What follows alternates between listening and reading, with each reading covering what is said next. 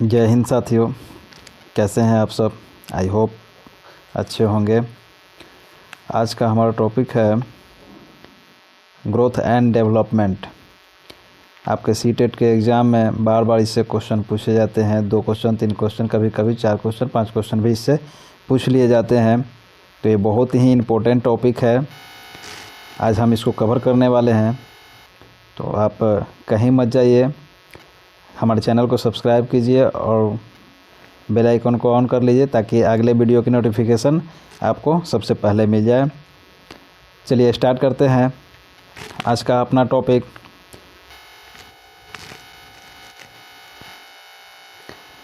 आज के इस टॉपिक में हम देखेंगे कि वृद्धि एंड विकास में अंतर और समानता। वृद्धि और विकास में अंतर क्या होता है और उसमें क्या समानताएं हैं, इसके बारे में चर्चा करेंगे। और उसके बाद इसको प्रभावित करने वाले कारक कौन कौन से हैं, इस पर भी चर्चा करेंगे। आपका ये टॉपिक बहुत ही महत्वपूर्ण है। वृद्धि का क्षेत्र सीमित है और टॉपिक यहाँ कहता है कि वृद्धि का क्षेत्र सीमित है और विकास का क्षेत्र बहुत बड़ा है।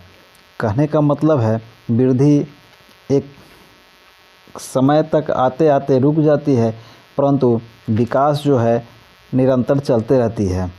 आप लोग को मैं अपने पिछली वीडियो में बताया था, पिछले क्लास में भी बताया था कि वृद्धि क्या है और विकास क्या है। अगर आप लोगों ने नहीं देखा है तो आप वीडियो के डिस्क्रिप्शन में लिंक दिया गया है, उस पर जा कर के देख सकते हैं।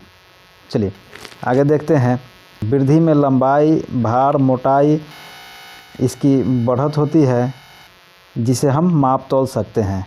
जैसे किसी बच्चे का भार कितना वजन हो गया, उसकी लंबाई कितनी बढ़ रही है, ये सब चीज़ को हम माप सकते हैं। परंतु विकास में शरीर के वृद्धि के साथ साथ व्यवहार में परिवर्तन होते रहता है। जैसे कार्यकुशलता, कार्य क्षमता, व्यवहार के निपुणता, इन सभी का भी साथ साथ में जो है विकास होते रहता है, मतलब परिवर्तन होते रहता है। इसीलिए हम कहते हैं कि वृद्धि का क्षेत्र सीमित होता है और विकास का क्षेत्र बहुत बड़ा होता है। चलिए आगे देखते हैं। वृद्धि विकास की एक इकाई मात्र है।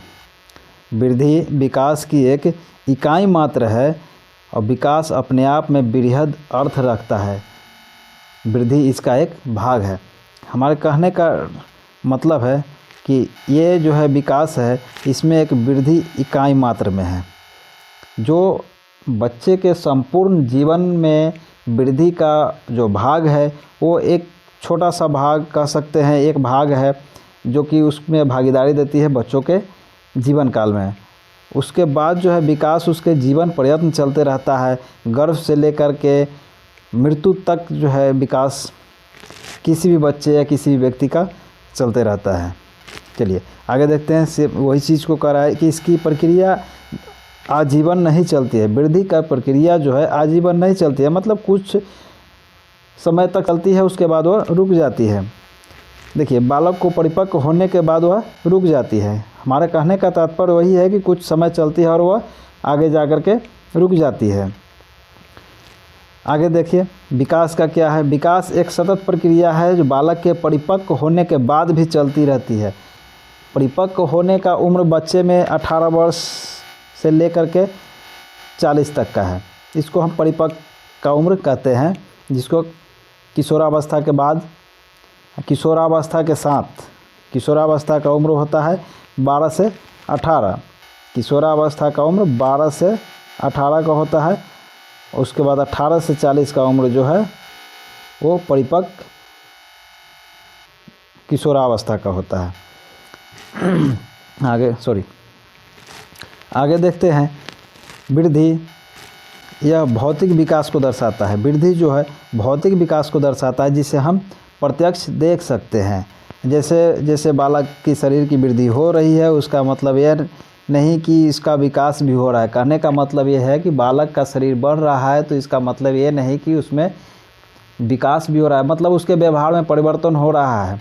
अगर परिवर्तन हो रहा है तो विकास हो रहा है, नहीं परिवर्तन हो रहा है तो विकास नहीं हो रहा है। कहने का मतलब है कि उसमें बौद्धिक विकास, सामाजिक विकास, भाषाई विकास, इन सभी विकासों का होना साथ साथ में दर्शाता है। चलिए विकास में देख लेते हैं। बालक के विकास के लिए वृद्धि जरूरी नहीं है, अतः यह गुणात्मक होता है। बालक के विकास के लिए वृद्धि जरूरी नहीं है कहने का मतलब है, जैसे किसी बौने आदमी को लिया जाए जिसकी हाइट जो है 2 फीट 2.5 फीट या 3 फीट की होती है, क्या उनका बौद्धिक विकास सामाजिक विकास नहीं होता है? होता है। इसीलिए कहा गया है कि बालक के विकास के लिए वृद्धि जरूरी नहीं है, अतः यह गुणात्मक होता है, मतलब उसके गुण को दर्शाता है।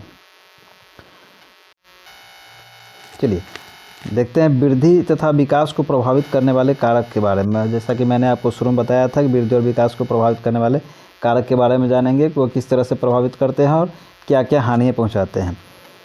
तो देख लीजिए, पोषण में देखते हैं। पोषण में प्रोटीन, वसा, कार्बोहाइड्रेट, खनिज, लवण इत्यादि, अगर इन सब चीज़ों की भरपूर मात्रा में बालक में जो है नहीं मिलता है तो उसमें वृद्धि और विकास दोनों को प्रभावित करता है। किसी बच्चे में मानसिक कमजोरी आ जाती है, किसी बच्चे में शारीरिक कमजोरी आ जाती है, तो वो पढ़ाई लिखाई में भी उसका मन नहीं लगने लगता है, वो चिड़चिड़ापन हो जाता है। इसीलिए कहा गया है कि उसे प्रचुर मात्रा में प्रोटीन, वसा, कार्बोहाइड्रेट इत्यादि ये सभी जो खनिज लवण है इसका होना बहुत ज़रूरी है। इसका एक प्रमुख कारण वंशानुगत भी है, जो उसके माता पिता के गुण अवगुण से प्राप्त होता है। अगर किसी बच्चे का माता पिता मंदबुद्धि है तो बालक भी जो है मंदबुद्धि टाइप पर का होगा। लिंग, अगला टॉपिक है लिंग। जो बालक एवं बालिकाओं के विकास में विविधता होती है। किसी उम्र में बालक के तो किसी उम्र में बालिकाओं के विकास में गति तीव्र या मंद होती रहती है। जैसे सपोज दैट अगर कहा जाए कि 8 से 10 साल की उम्र में अगर बालिकाओं में विकास जो है तेज़ी से होता है तो 12 से 14 साल की उम्र में बालकों में भी विकास तेज़ी से होता है। तो इस तरह का जो है विविधता देखा जाता है। वायु एवं प्रकाश, हमारे आसपास के इन्वायरमेंट जिसमें कैसी वायु है, प्रदूषित वायु, साफ वायु, या वहाँ का जो है ना लाइटनेस कैसा है, वहाँ प्रकाश की क्या सुविधाएं हैं, इन सभी चीज़ें जो है प्रभावित करती है। देखिए उसमें यही चीज़ कह रहा है कि स्वस्थ रहने के लिए इसकी बहुत आवश्यकता होती है। आज किसी भी मनुष्य को स्वस्थ रहने के लिए स्वस्थ हवा, स्वस्थ पानी और स्वस्थ भोजन की ज़रूरत पड़ती है, तो उसका होना बहुत ज़रूरी है। अगला टॉपिक है अंतःस्रावी ग्रंथियाँ। इससे निकलने वाले हार्मोन शारीरिक विकास को प्रभावित करता है। अंतःस्रावी ग्रंथियाँ से जो निकलने वाले हार्मोन है जो हमारे शरीर के अंदर, वो शारीरिक विकास को भी प्रभावित करता है। उसके बाद नेक्स्ट टॉपिक है हमारा शारीरिक क्रिया। स्वस्थ रहने के लिए शारीरिक क्रियाएं जरूरी है। यहाँ सिर्फ वही चीज़ को बताया जा रहा है कि शरीर को स्वस्थ रखने के लिए व्यायाम बहुत ज़रूरी है। यहाँ व्यायाम होना चाहिए, जो बयान लिखा गया है व्यायाम होना चाहिए। व्यायाम बहुत ज़रूरी है, यह व्यक्ति को सक्रिय बनाए रखता है। ये व्यायाम बहुत ज़रूरी है, व्यक्ति को सक्रिय बनाए रखता है, यह व्यक्ति को रोग प्रतिरोधक क्षमता बढ़ाता है। किसी भी व्यक्ति का जो है रोग प्रतिरोधक क्षमता बढ़ाता है जो नियमित व्यायाम करते रहते हैं, जो एक्सरसाइज अगर नियमित करते रहते हैं, उनका जो है शरीर फुर्तीला, स्फूर्ति और जो है तेज होते हैं, चंचल टाइप पर क्या होते हैं। तो इसीलिए व्यायाम बहुत ज़रूरी होता है, एक्सरसाइज बहुत ज़रूरी होता है।